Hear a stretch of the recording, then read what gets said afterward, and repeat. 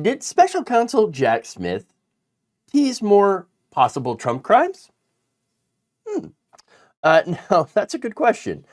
In response to Trump's argument that he should have absolute immunity, special counsel outlined some potential crimes that Trump may have committed or could end up committing if he becomes president again, and is allowed to claim absolute immunity.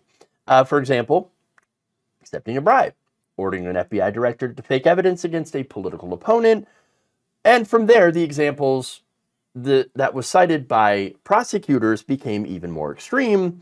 For example, selling nuclear secrets to a foreign adversary, and even ordering the military to kill dissidents. Wow. Now, prosecutors use these examples to argue what Trump could get away with if he succeeds in successfully arguing presidential immunity.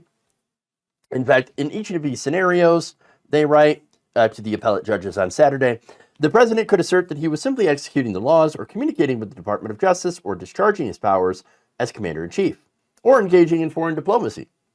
The implications of the defendant's broad immunity theory are sobering.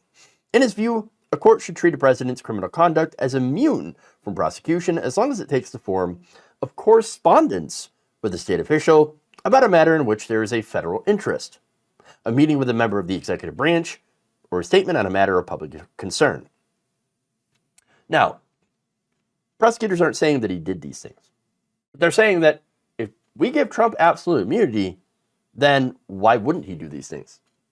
I mean, sky's the limit here. You want to shoot somebody on Fifth Avenue? Well, why not? It's not like something Trump hasn't said that he could do that.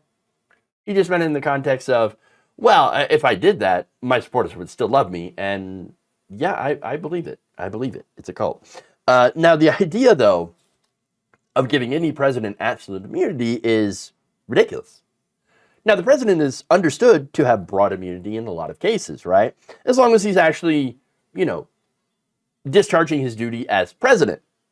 That said, immunity for the president is not explicitly stated in the Constitution. So originalists, you might want to, take a look at that, okay?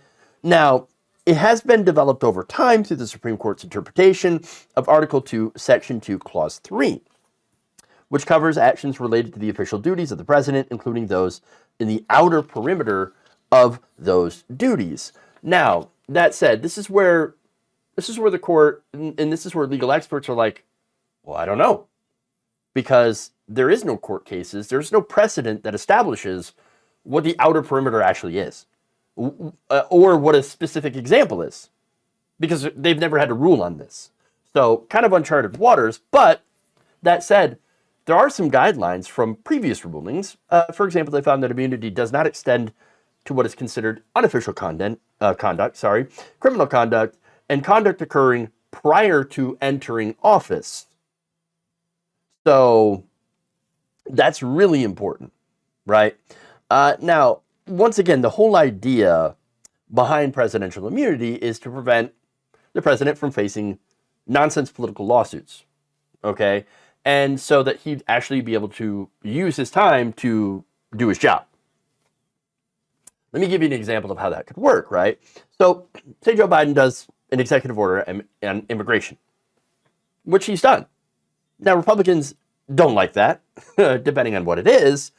And if Republicans don't like it, well, sad day for you. You're going to have to find other ways to try to overturn that or whatever. But you can't sue Joe Biden personally.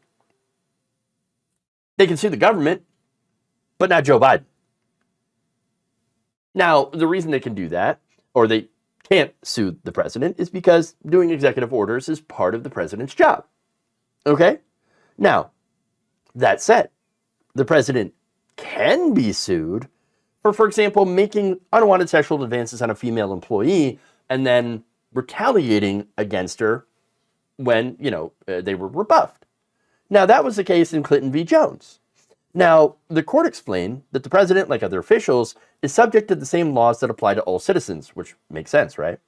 That no case had been found in which an official was granted immunity from suit for his unofficial acts, and that the rationale for official immunity is in opposite, where only personal private conduct by a president is at issue. Okay? They also said, hey, look, in these cases, you can't delay it until after you're done being president because that would be a temporary immunity until you're out of power. And so that's not going to fly either, right? And so that's sort of the reason why Trump has had a lot of his immunity requests denied, okay? Because he's, for example, the E. Jean Carroll case, all right? Like, oh, E. Jean Carroll, she defamed me. She's making all these accusations and everything, and I'm gonna sue her, and you can't sue me because I'm immune. Wait, what? No, that's not. That happened before Trump was president, and he continues to defame her all the time. I think he this morning called her wackadoodle, right?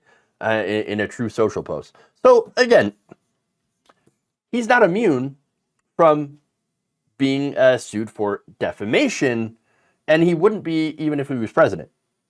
So, and that's again the limits of presidential immunity. Now, how does this apply to Smith's case then? Well, Smith alleges that Trump was not doing his official duty during the events of Stop the Steal, for example, or when he was calling and pressuring secretaries of state to find him just enough votes to win. Okay? And so, these cases that Smith is bringing on January 6th, for example, not exactly the job of the president to go out and speak about, voter fraud in a campaign type of atmosphere. So it's more akin to a campaign rally than anything else. Now, that said, some are speculating that this isn't just a way to push back on immunity, right? But this could also be a telegraph of potential bombshells that could be presented at his D.C. trial. Now, that's possible. I mean, I wouldn't rule it out that there could be additional charges. I mean, look, Smith has been very, very tight-lipped about his investigation, and so I wouldn't be, I wouldn't be surprised if there were other charges of crimes that Trump may have committed. That said, if the president is immune in the way that Trump thinks, then no crime would be too big. And that's the overall argument here. In fact, 5 former officials in Republican administrations have even argued that giving Trump blanket immunity that he desires would, quote, unleash a future president into becoming a dictator who could deploy the military in efforts to alter the results of a presidential election. Or he would just become, dictator that would stay president forever. Now, that would be the end of American democracy, the end of the United States as we know it. And again, descent into fascism. And so it's a pretty good argument to say, look, hey, not just when it comes to Trump, but when it comes to any president, if you allow them to have this, insane amount of immunity from any crime imaginable, then yeah, you're going to invite more crime. And that's the most sensible argument that I could see here. And so I don't know if it's a tease of more potential Trump crimes. It certainly could be. But I think overall it's to warn that, hey, absolute immunity, terrible idea, terrible for democracy. So you better not grant it.